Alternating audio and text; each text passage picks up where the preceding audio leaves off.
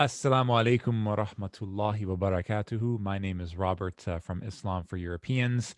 Glad to have you all with us again for another interview with a well-known convert and respected friend of mine, Brother Ali, who's coming to us from Seattle, Washington. How are you doing, Brother Ali? Alhamdulillah, I'm good. Assalamu alaikum. Oh, alaikum salam. Yeah, so we thought we'd just freestyle this interview. Sometimes the best uh, brainstorming comes when we just bounce ideas off of each other. But we did want to touch upon some points, um, mainly the idea of converts getting into extremist ideologies for starting online, and how we can avoid those pitfalls, and also an issue I've touched upon, in my previous videos on born convert disaster marriages, which is an untold story, which we'll delve into more. I'm sure you've seen a lot secondhand in your day as well. But since this is your Oh, yeah. first time on Islam for Europeans, Brother Ali, why don't you just tell us a little bit about yourself and how you came into Islam? I guess the Reader's Digest version. Oh, readers, okay, I got you. Well, I converted to Islam in 1991. Unfortunately, well, not really unfortunately, it was in the prison system. I had no moral compass whatsoever in my life at that time. I was, 19 years old. And so basically I met this guy, his name is Omar. He's Turkish, and he just randomly approached me on the yard and asked me what I know about Islam. And long story short, I ended up becoming Muslim, and it wasn't the easiest thing. I mean, my parents, my whole family abandoned me for like 15 years. I lost everything. I lost my inheritance. I lost a lot of things, but gained everything. So alhamdulillah, that's the Reader's Digest of it. I mean, Okay. there's no miraculous story, and then I saw a light. And then not like the ex-Muslims. Well, I actually did see a light at some point, but I think, other than that, my story was pretty usual. Yeah, it was when I was sleeping. Oh, Yeah, I was after I was reading up on the scientific miracle of the speed of light in the Quran, which, like, I don't know if they made it up or not, but it was pretty interesting. But no, I my had no. conversion, no miracles in my conversion story. I just loved it.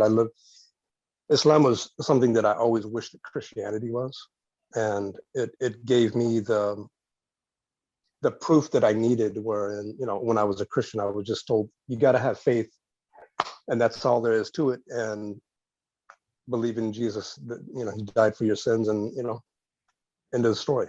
And it's just like, no, I want more. And what really did it for me in prison was to see the Muslims, like, when they made sujood. Like, I was impressed by the book. I was impressed by them calling the adhan, and making wudu, purifying themselves before prayer, and doing the khutbah. Excuse me. But what really did it for me was the ibadah. Like when I saw sujood for the first time in my life, that was it. I knew that I had to be a Muslim. I would say 6 weeks had passed since Omar had given me dawah and given me a Quran. So yeah, I just really wished that it was Islam was really what I wished Christianity was. So Yeah, seeing any aspect of the salah, of the prayer, has such a powerful effect on so many people. It's often when we look when we think about Muslims and giving prayer, they just they don't, I guess they don't they don't really emphasize it that much. They just, to them it just feels completely normal because they've seen it their whole lives. But I think for us, like, that is very powerful in and of itself. I mean, just to see someone pray in the park is just like, can be very fascinating to many non-Muslims. yeah. um my dad's friends, I showed them, I was just, they knew that I converted to Islam, and they were hanging out, they were drinking with my dad. It was a husband and wife couple, and like, oh, so they were asking me questions about, Islam and stuff. And I said, "Oh, I got to go pray." He says, "Oh, we want to see what that's about. Like, why don't you show us?" So I'm like, "Sure." Yeah. So, like I usually pray in the basement, like there's nothing spectacular about, just like put up my sajada and just pray. So I had a couple of chairs for them and I showed them how I prayed and stuff. And, I guess, like usually, I don't know. I find many times Muslims, they just don't want people to see them praying. I mean, I could see why the sister would say that. For the brothers, I mean, like they just sort of push it off to the side. They don't think that there's any value in showing them how they pray. When really, like right after I converted, I think for me, it wasn't so much the prayer as it was hearing the Quran being recited in Taraweeh for like the very first time. And when I heard Yeah. that, I'm like, wow, this is like from like another planet. Like this, For me, it was the adhan. Like when yeah. I heard the adhan, I was like, whoa, Mm. that's deep. Yeah, no, Yeah. for sure. I mean, anything associated with Salah. I mean, this is when they say that you're the closest to your creator, is when you're Yeah. in sujood. So, I mean, like, and, if you take one step, toward, like Allah, like he takes two steps towards you. And if you come to him walking, he comes to you running. So, Mm. I mean, that's, like anything associated with the Salah. I mean, in Dawah, we always talk about, like, talking points and like like they think it's just sort of like this just dialogue just back and forth and telling them about Islam. And yeah, that's important, but I mean there are just some things about dawa that just it's not all about talking to people, just going back and forth. A lot of it is just by your actions, and that includes, I think, like definitely the salah itself. I mean, Absolutely. yeah. And it means a lot coming from your own people. Like, I mean, you and I know some people really have a problem with, like, if an Arab comes or like a Desi comes from Pakistan or wherever, and they say, "Hey, I want to tell you about Islam." Like automatically, the people like, "Whoa, man, who is this guy?" And he's got an accent and everything. I'm not saying that everybody shouldn't call towards Islam, but I think that you and I can agree with some people of a Caucasian background in the West. When I tell people that I'm Muslim, for example, at work, a lot of people will just be like, you're Muslim? And then like for some reason it captures their attention. Like, oh, you're an American, you're Muslim, and how did it? So then they're ready to listen, and then they're ready to say, okay, Islam is not so foreign what I thought it was. Here's an American, he was born and raised in America, he's ex-military, he's this, he's that, and he's a Muslim. Mhm. So I think that even more converts should start making dawah. I mean, I don't really see a huge platform of Muslims in America or Canada or the UK. I'm not sure about the UK, but it seems like we need to be doing a lot more. Yeah, no, I completely agree. And I think we're caught up in this idea that everything that Muslims do in the West, it has to be done absolutely together, or else we're not united. Yeah, Like, and they're obsessed with this, and I understand where it's coming from. I mean, they don't, a lot of them feel that disunity was what caused the Ummah to fall, and they don't like when, you know, they have a lot of problems with the quote unquote cultural mosques. And I love them personally, as long as they invite, they are welcoming to everybody. But yeah, they have this idea that we're not united and we all need to be doing this together. And like yeah, like, and that just doesn't allow us to do our own, I guess, do our own thing. I mean, that's the vibe I got again in Canada. Is that the same way, the experience you've had in America? Or yeah. I mean, basically, yeah. It's the same thing. I mean, I used to be like that myself. You me too. know, even even I used to be that way when I saw Islam for Europeans. I thought, wait a minute, what are these guys doing? What are they all about? And I think that Islam for Europeans kind of gets a bad rap because people don't really want to. A lot of people don't want to take the time and say, okay, what are these brothers actually trying to do? and it's obvious that we are not trying to separate from the Ummah. No way. If you want unity, we want it just as much as you.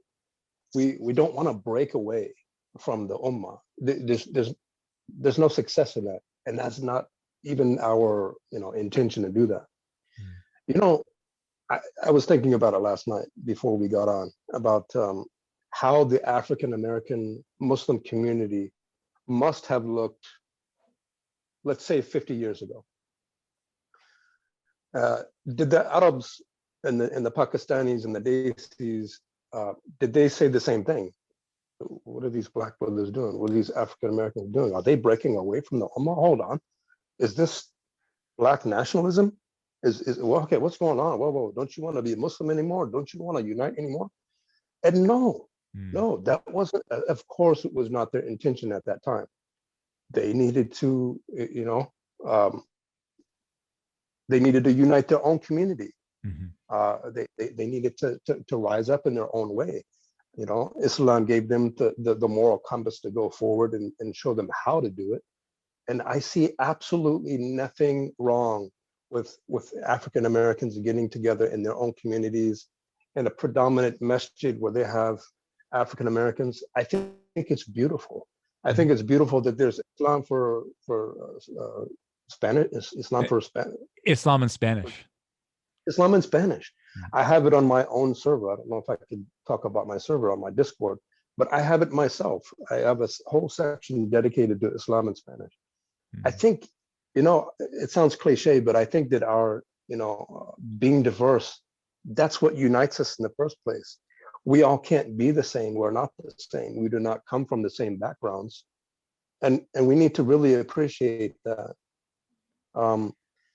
Back in the day, the African Americans were not disassociating themselves from the Ummah. That's proof. That's kind of like a trial run in America with the Western Muslims. And now that we're trying to do it as well, well, you know better than me. They, what are these white supremacists? What are they not welcoming us now? And why do they want to? Nothing could be further from the truth. We're just, there's so many reasons why we're doing it. Yeah.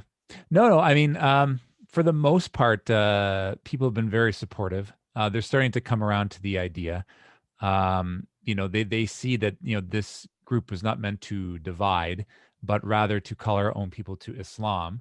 And that's why we've taken the great effort to have interviews. I had brother Bilal Harding from the Features, African-American brother, come on.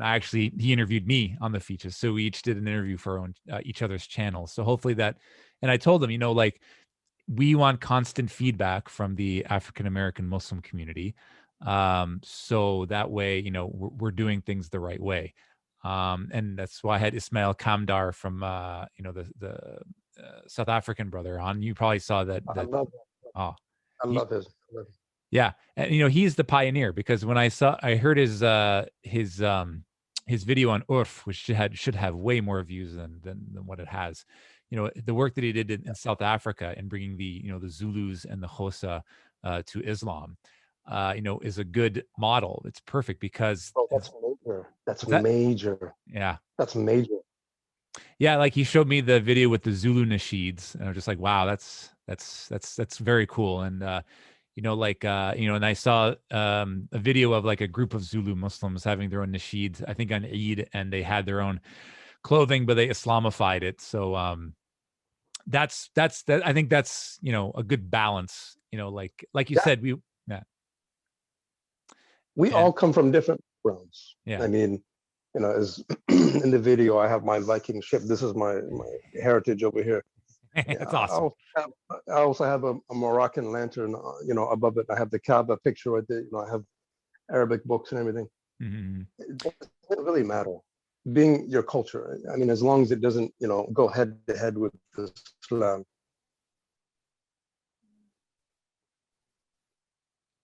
There's nothing wrong with wherever you're from, and whether the way you want to dress.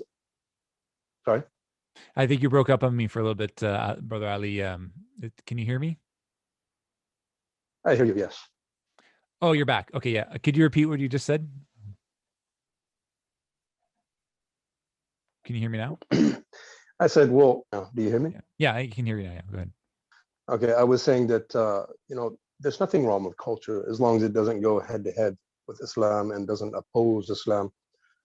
You know, and that's what people have to wrap their minds around. I mean, we can't go skipping through the tulips and singing Kumbaya, all of us all together. We come from different backgrounds, and that's Yeah. all there is to it. And there's something beautiful about having different cultures and different diversities and coming together. That's actually unity to me. We don't all have to be the same. I am not an Arab. I am an American Norwegian, an American ethnically Norwegian, and I don't have to dress like an Arab because I'm not an Arab, and I don't have to dress like a Pakistani, and really I don't have to. I dress how I dress, and my focus in Islam is to get closer to Allah Subhanahu wa Taala. Close, and that's a major message that I want to send out there to any of the reverts that are listening to this. A lot of people, when we become Muslim, they try to Arabicize us, if that's even a word. Oh, here's your Quran and here's your thobe, and you have to start eating Mediterranean food now. I mean, they really did try this with me, And although I love Mediterranean food, it's like it's pushed a little bit too much. Now you have to learn Arabic, and now you have to. Okay, I have to learn Arabic to pray. I understand that it's good, but they try to push a little bit too much these days. I don't know what you think. No, I agree, and a lot of them say that they're in their minds. Many of them think that they're going slowly, right? But I kind of liken it to joining a new baseball team. You join it; it would be like an amateur joining a professional baseball team, and the trainer may think, okay, I'm going to teach this person how to hit when they've been hitting their whole lives, and this new person has never even picked up a baseball bat. So in their minds, the trainer is thinking, okay, I'm going slowly, but even to the person playing baseball, they think, okay, like this is far too much. And some people who convert to Islam, they're like, me and you and other people who just dive right in, they're able to handle this adjustment. Others, like it takes, it could take months or years. And it comes into another idea that, this brings up another concept that, there's the idea of, pushing the different culture onto someone. But even if they're not, I mean, it just by default, you're the only dot in the domino or the only chip in the cookie. And, it's kind of by default. You can't really, I'll give you an example. There's a mosque, and I keep bringing this up in a small city in Canada where everyone wears South Asian clothing. All the lectures are in Urdu, and all the food is extremely spicy, desi food for Ramadan, which I love. But like when you go in there, you're doing as the Romans do, right? So and they're not doing anything wrong. They're just doing what they do. But that's why we think, what we recommend is a third space for the converts to Islam. So for many reasons, but as you said, to sort of adapt their own culture to Islam. Yeah. So let's get into some of the things you wanted to talk about in terms of like extremism online. You said you converted in the 90s. What was the internet back then? Was it just like Messenger and DOS? Like what what what was the internet world like back when you first converted in terms of Islamic materials? And When I first converted, there was nothing. Like when I got out of prison in '93, it was going to the masjid. It was sitting in the lectures, learning with real people. We didn't start to really be exposed to the internet until the late '90s. And because you remember the internet was terribly expensive. They were charging by the minute, and back then it was like Pal Talk. There was Yeah, it was mostly Pal Talk and whatever you could search on, the search engines and stuff like that. But on Pal Talk is where I got my first taste of extremism. And I really, I want to say this to the reverts, I really want to address them. As reverts, as Muslims that are beginning, grassroots at the beginning of Islam, Allah is one, Rasulullah sallallahu alaihi wasallam is the last prophet. We don't eat pork. We don't, we know all of these basic things to begin with. And when you throw in extremism, really, if you throw anything in, if you throw liberalism into it, as convert Muslims, we have to, and I don't know if you agree with this, but we have to kind of go along with whatever you throw at us, whether it's extremism or liberalism, because we expect you, the born Muslims, to teach us what Islam is, because we believe there's culturalism thrown in there, there's extremism thrown in there, there's liberalism thrown in there, and we just go along like, oh, this is really Islam. Oh, okay, well, and we don't know. So a lot of people, but now even more. I mean, we're 2021. The internet and the social media is on the fire about every topic under the sun, and it's really misguiding a lot of people. But I think for the most part, the internet is kind of kicking back against these extremist ideas. There's people like me speaking out against it to really steer these reverts away from any kind of liberal, progressive type of Muslims, and at the same time extremists, because we're exposed to both of those things. And I'm sure you've had your experience with extremists online, or maybe in Canada or something. It's all over the place. So I'm always telling people in my podcast, I'm telling people in my on my Twitter and on my Discord server, that they really need to steer away from this, and the grassroots, I mean, beginning level, they need to learn Aqidah. They need to learn a proper Aqidah to get that base belief before they go off and say, oh, okay, well, Muslims are oppressed, and now I look at Palestine and I'm angry. All those things are terrible. I understand they're terrible, but you know as I do that a lot of people that have bad intentions are on the internet, and they're trying to get people like me. They're trying to get the people that became Muslim 3 months ago, and he's on fire and he has a bunch of zeal for Islam. And that can be really dangerous.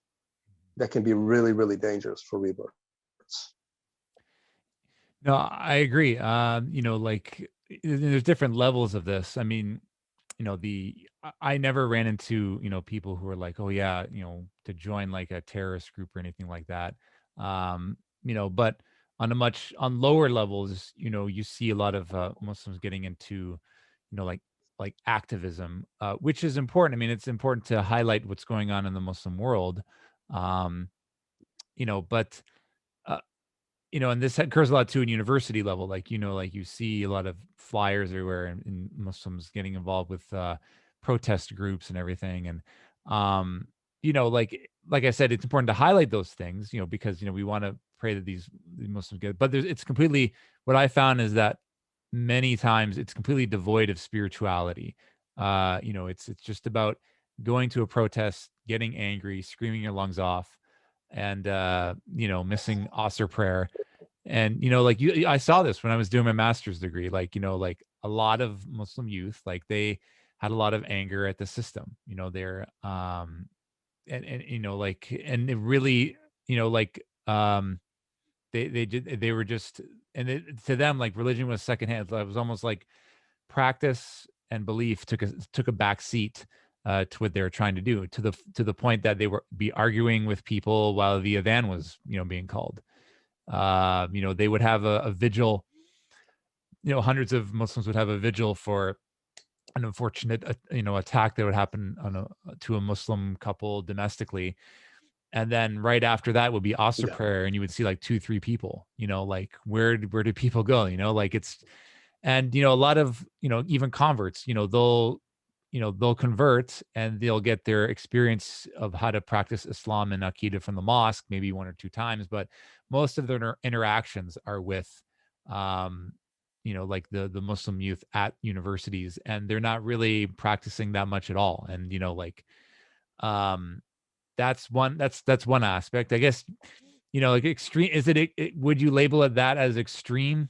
I guess. I mean, like, like it's not as extreme as, going overseas and becoming like a bride, or, some foreign fighter, but it still leads you really in the wrong direction, and it does nothing but, raise your blood pressure. I mean, they don't even make dua for these people, for the Muslims, when they do these protests. It's like, it's completely secular, like it's a dead end.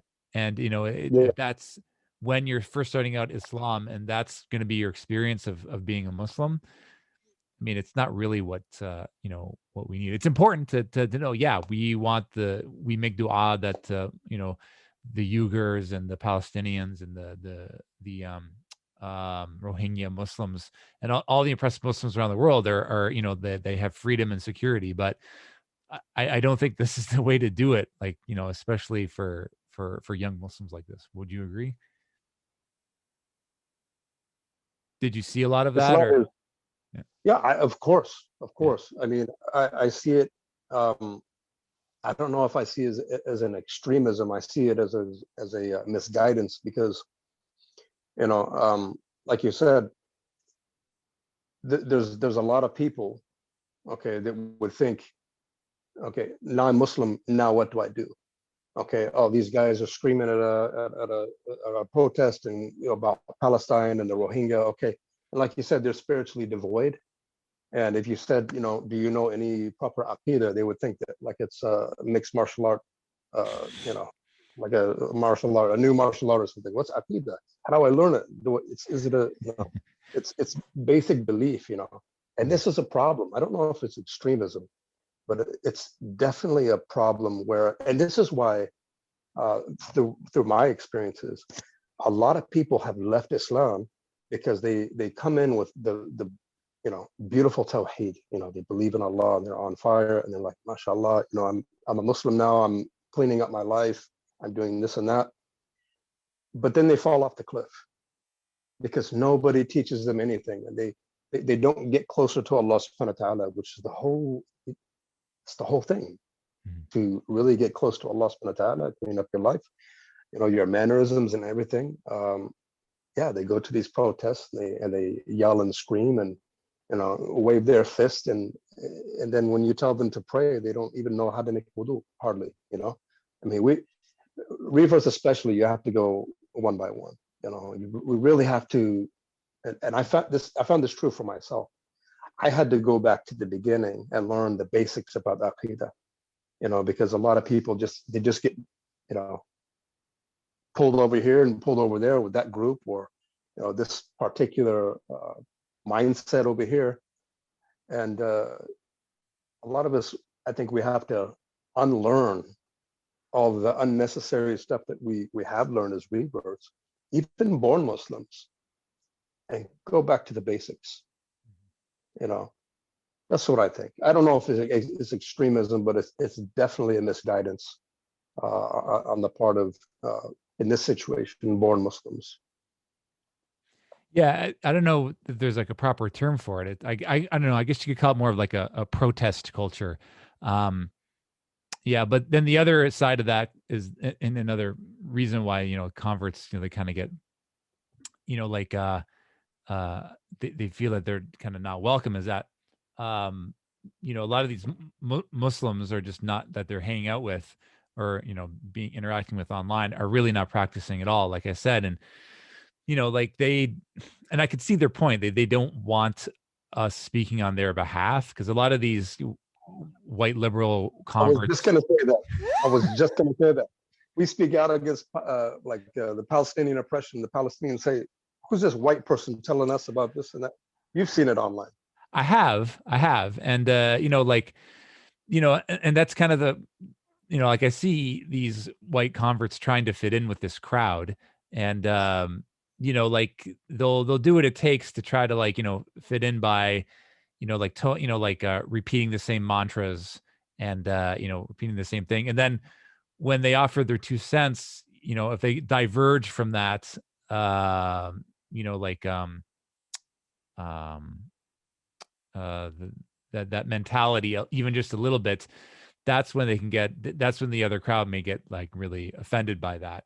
And like I'll give you an example, and sometimes it's like even I'm looking at them just like, yeah, maybe they shouldn't be talking about it like that. And I'll give you an example. When well-known converts who've been in Muslim for a very long time, and like are very well known and very, very well respected, even when they say, like, oh, the Muslims in this region should be doing this, this because this is what our religion teaches.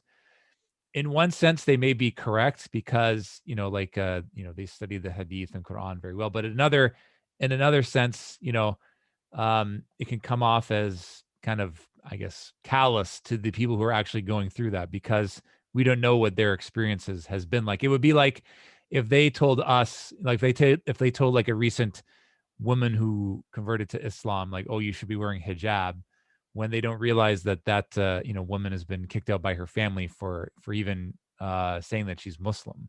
So do you Yeah. think there's some legitimacy in the complaints from some many born Muslims who think, white converts are just trying to be this kind of white savior to us? I mean, uh, if you want my 2 cents, that's completely ridiculous. I mean, unless you want to present like something new that has happened. But I mean, look, white, I can only speak for white people. When we come into Islam, we don't care who you are.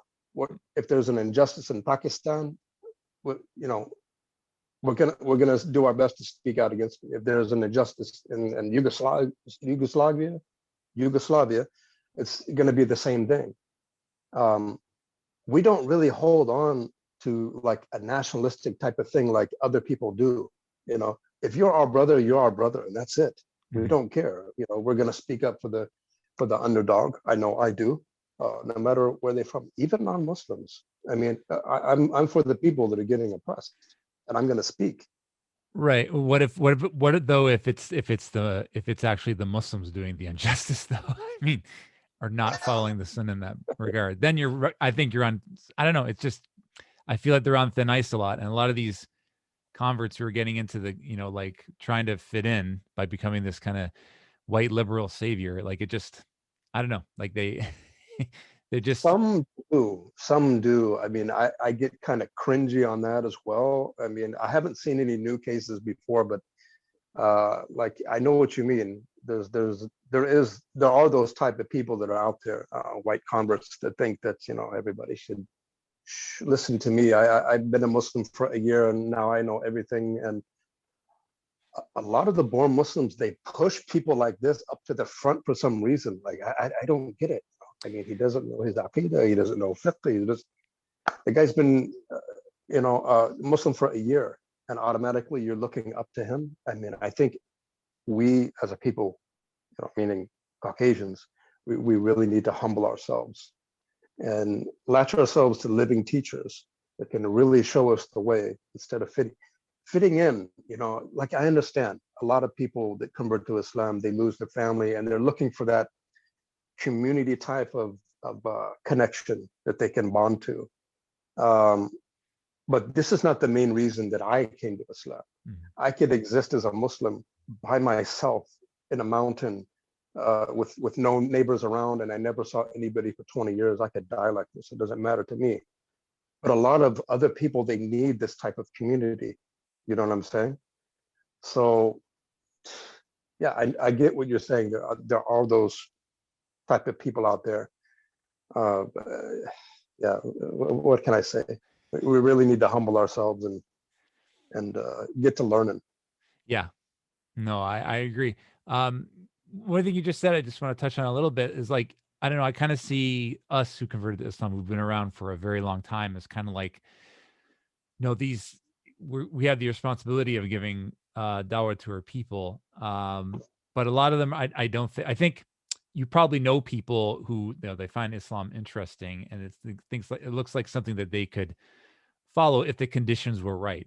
But I think it's so difficult to try to get a community or a sub community off the ground, that it's just, I think you just have to start from the very most basic level, and that's, I guess, making the conditions right for people like that who are just, like not ready to dive in like we did, um, but slowly. Can I Yeah. offer a different, Sure. you know, when I went to prison, everything is race based. Mm, Okay, and this is just an example. For example, I came into prison. I'm white, obviously. I was approached by white people. What are you in for? What's this? Where's your paperwork? And automatically I was in because they grabbed me. They grabbed me and said, "Okay, you're with us over here, and here's some tobacco. You're set. This is the currency inside of prison. Here you go. This guy is the captain. He's the sergeant of arms over here." There was organization, and I think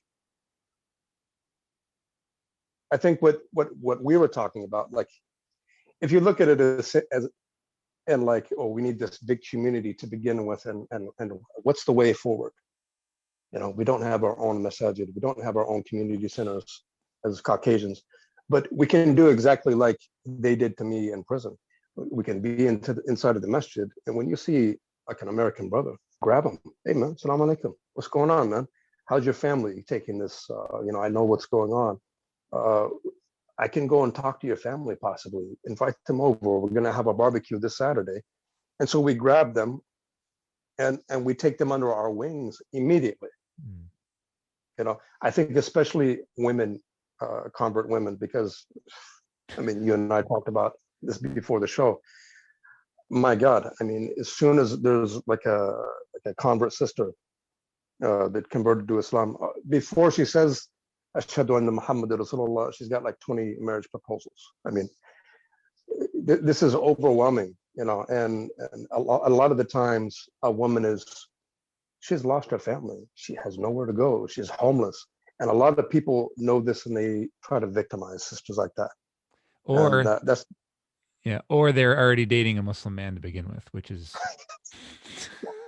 yeah, my he's giving Muslim her boyfriend. dawah. Yeah, yeah. Yeah, it's okay. No. As long as we're talking about Islam, no, it's okay for us to be boyfriend and girlfriend. Yeah, man, I've heard it all the time. Yeah, Yeah, no, unfortunately. that's got to be done. I mean, it has to be, and that's, I think, like a lot of Muslims, they ask, how can we help out with this? The mosque will ask for advice, like, what can we do to help out the converts? And even when we were in Windsor, we were telling them, look, like, we need to handle this thing ourselves. Delegate. You don't need to do everything. You don't need to, be the imam and the janitor and the marriage counselor and everything, and on top of that, like the leader of the converts as well. Like, we can take care of this. Just if someone converts to Islam or is interested in Islam, give them our card, give them our number, and we can take it. We can take it from there. Well, still, you're the imam. You know what to do in terms of religious guidance, but in terms of social guidance, we need to be there right off the bat. That's us. Yeah. Yeah, no, absolutely. And, And like, it's no difference. As you've said, Islam for Europeans and many times on Twitter. Look, there's no difference between like tribes and us. What they did, in the tribes in Medina and Mecca and Yemen, there's no difference. mm, These are our people. mm, These are our people, and they look to us for like guidance about, hey man, did you go through what I'm going through? How did you handle losing your family? Man, my dad doesn't even talk to me anymore, man. What he's like, my dad still to this day, he believes that I worship a moon god.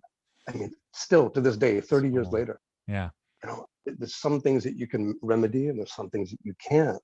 But a guy that's from Pakistan, been in America for 5 years, he's not really gonna know or understand what's happening to me as a convert that lost my family. And it's, Mm, mother doesn't speak to him anymore and he's been cut off of his inheritance and everything else.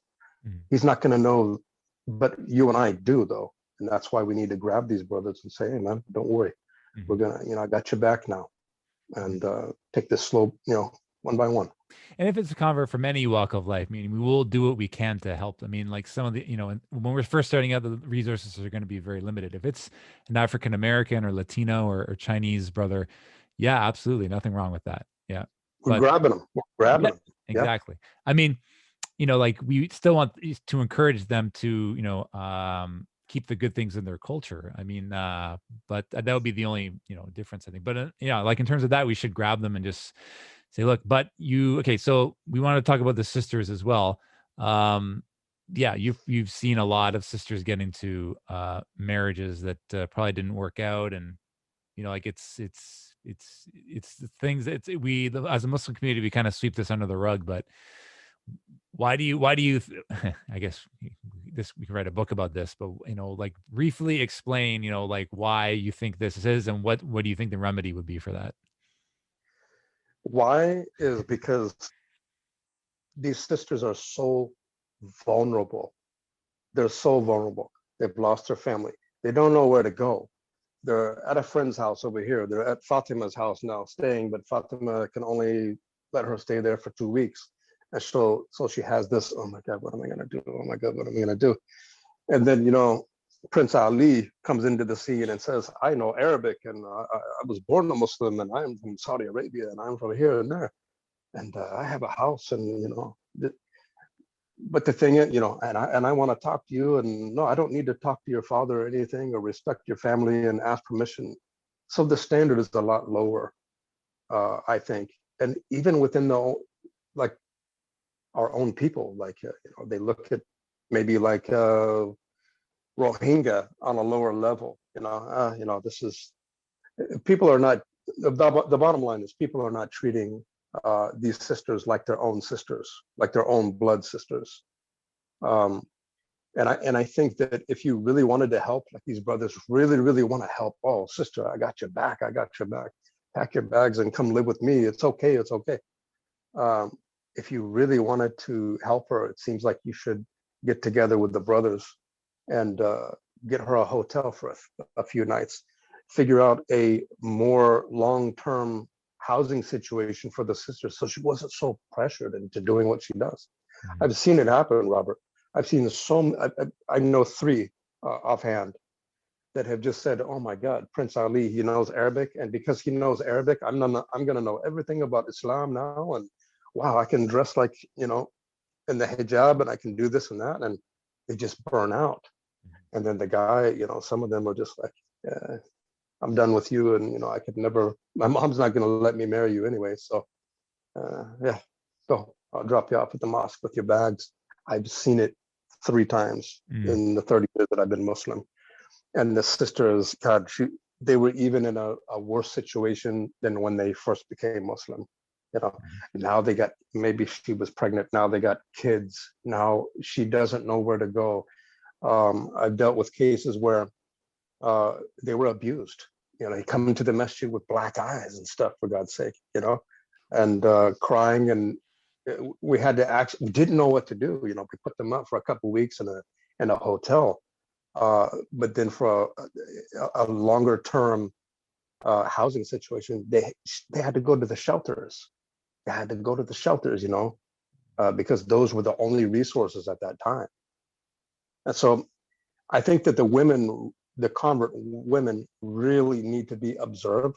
And we as Caucasians, whether it's Caucasian or African American or Spanish, as long as they're in America and they're converts, we really need to say, with a good intention, I got your back. And when Prince Ali rolls in, we say, whoa, whoa, whoa, whoa, hold on. No. This is a new Muslim. She needs to learn about Islam. She just took her Shahada 2 days ago. She probably doesn't need to get married right now. And you can't do anything to save her. These people think, they come in with like savior syndrome, and I'm the hero and this and that. And it's what I see from my experience, it's disastrous. And it's disastrous for a lot of reasons, because we don't stick up for our own sisters. We don't know where they are. Sometimes, like you said, they have like Muslim boyfriends. We don't know about that. The born Muslims are not going to obviously say, hey, this is my girlfriend, hey, and take her around the masjid. So everything's on the down low. So in that case, we can't really do anything about it. But we definitely need to be on the lookout, and we need to be ready for this type of stuff when it happens, to really step up and say, let's take care of this sister. Let's make sure and keep an extra eye on her for the hawks when they circle around, and when the wolves circle around and they smell blood. We really need to be doing better. As far as solutions, I think what I just said is a solution. We really need to be vigilant about our own sisters. And when I say that, I mean Caucasians, Hispanic, Black, whatever. If they're converts, they can relate to us. We can relate to them because we've been through what they've been through. So that's what I think. That's what I think. We need to be more vigilant with our own people. Yeah. No, I agree. And we've seen it with our, with people we've been around as well. And a lot of the times the mosque will actually say, hey, maybe you don't want to get into this. This is not a marriage you want to get into. Or they'll say, sister, be more cautious. But it's them, it's the sisters themselves who are thinking, no, I want to do this. I want to get the support that I'm not getting from my family. And in retrospect, we've talked to a lot of these sisters, and they said, look, like if we had, a system set up like the born Muslims, a lot of them do. They like in the Desi community, they have the Rishta auntie who will like look into like talk to other families and try to find a suitor for them. Right. Same thing, something similar with the Arab community. It's more like a external. They'll meet together and they'll talk and everything and have their family meet their family. That's the thing, though, Robert. I mean, if it's a Pakistani sister that gets kicked out of her house for whatever reason, and she comes to the masjid, the Pakistanis are going to say, "Oh my God, what's going on? Okay, hey, let's help and put her in a hotel, and I'll rent a apartment for her." But when a convert does the same thing, when she comes to Islam, they say the help goes out of the window for them. They say, "Well, if you want help, you need to marry, sister. I think you need to marry. You need to marry."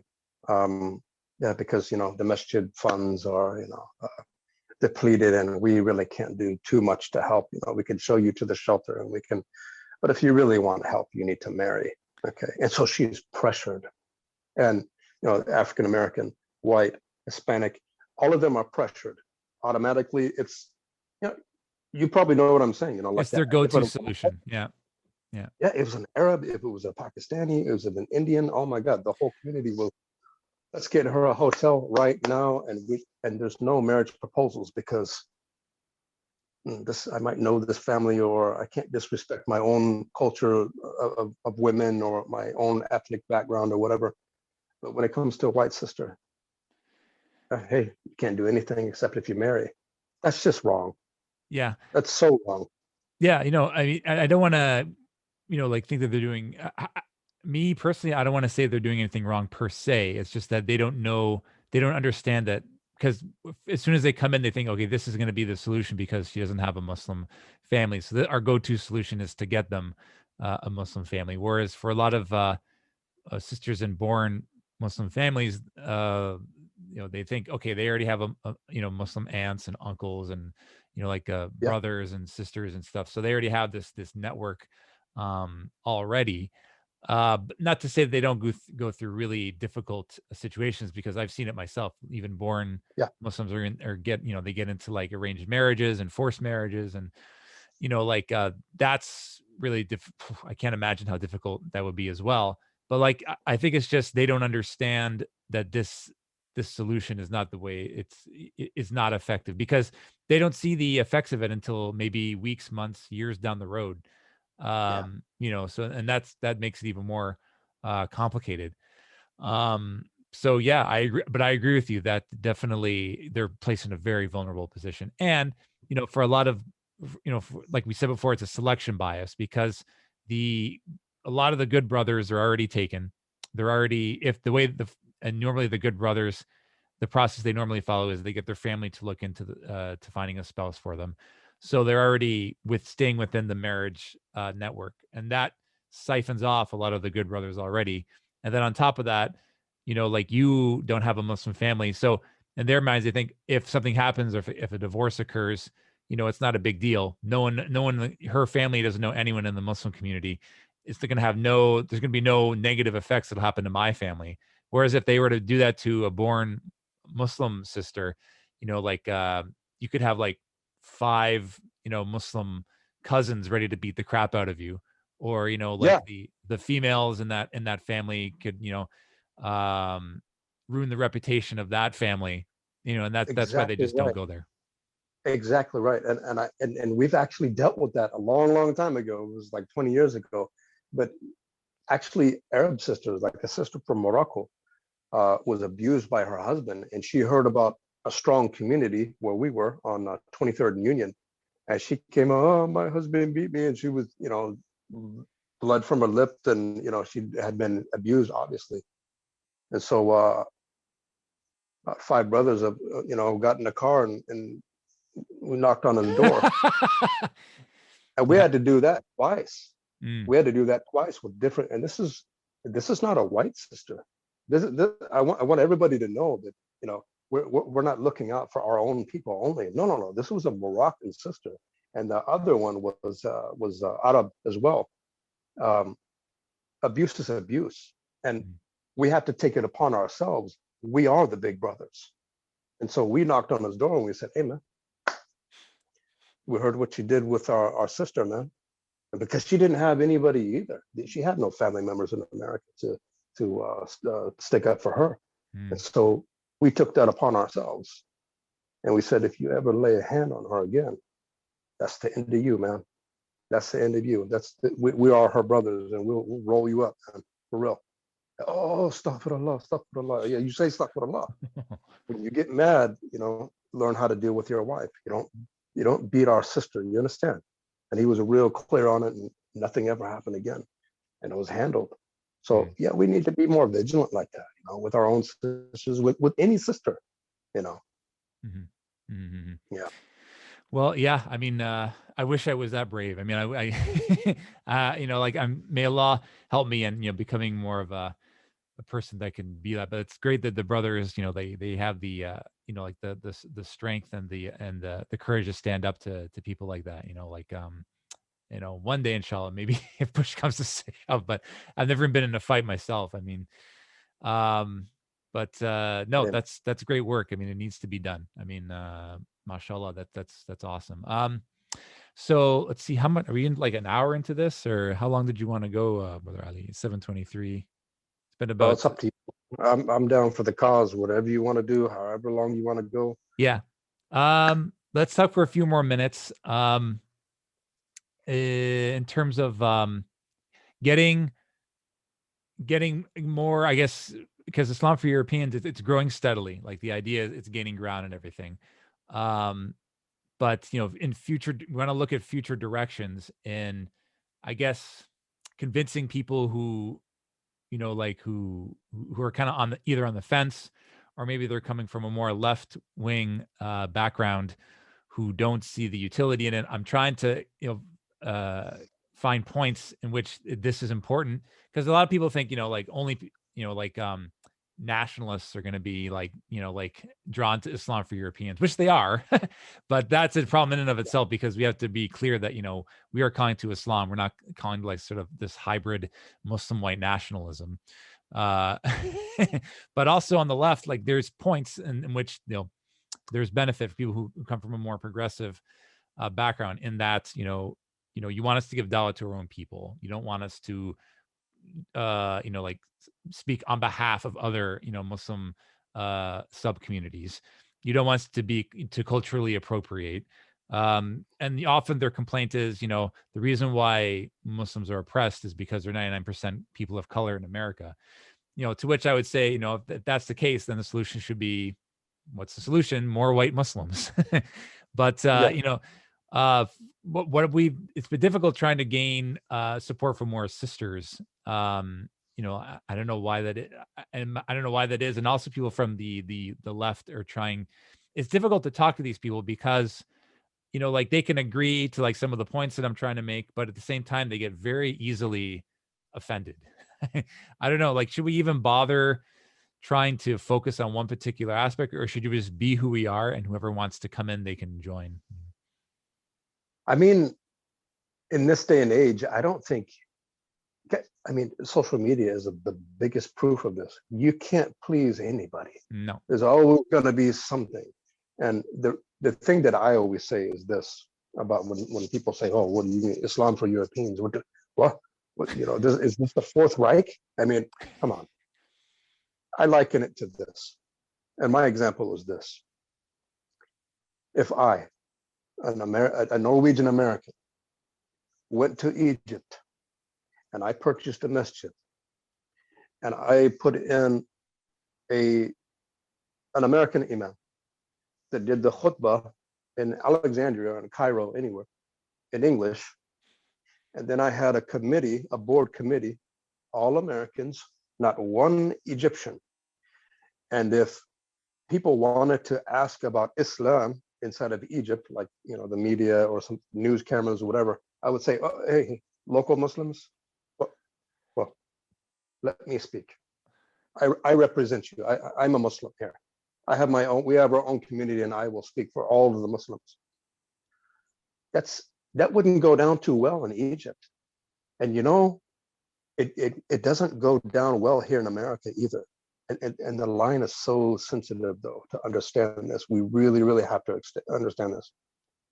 Yes, you are Americans. Yes, you immigrated to Canada. Yes, you are whoever you are right now. But you came from another land, and your people came from another land. And that's okay. That's what the West is all about. Immigrating for a better life, escaping oppression, whatever, from your native land. But the thing is, this is the only land that we know. This is the only land that our mothers and our fathers and our grandfather and great-grand, we've been here forever. So when you come over here and you speak for me and my community, and you speak for all of Islam, that doesn't work for me.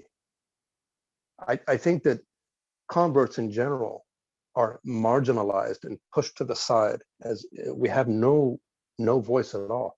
I've been Muslim for almost 30 years. I don't know how long you've been Muslim. I've seen a lot of you know, just he's okay. I'm from Pakistan. Yes, I will take this interview. Yes. So Islam says this, and that, and then, you know, they're talking about, for example, being a convert, being a Muslim in America. How is that? I can tell you. I can give the interview. I'm able. I can speak for what I've gone through as an American Muslim. But you know, a lot of the times the born Muslim says, hey, go. This is our thing. I was born Muslim and I will speak for Islam. That's where we kind of like, you know, and it's been happening for so many years, for generations. But I see good in this generation that's coming up, because they're now seeing the importance of reverts. Islam is growing very, very fast in the West. And so I think they're taking us a lot more seriously these days, because, you know, I don't know why, but, you know, they see potential in us, and they see us. A lot of people are abandoning those old ways back home of, you know, Pakistan as a Muslim, and, you know, and this revert, they don't know anything. Now they're actually saying that we, in a lot of instances, we might know more than you. You know, how many times have I heard around the world, bro, you know more about Islam than we do. Not to say that converts know everything, and no, all of us are learning. All of us are learning, you know. But just take this more seriously. I've been Muslim for 29 years.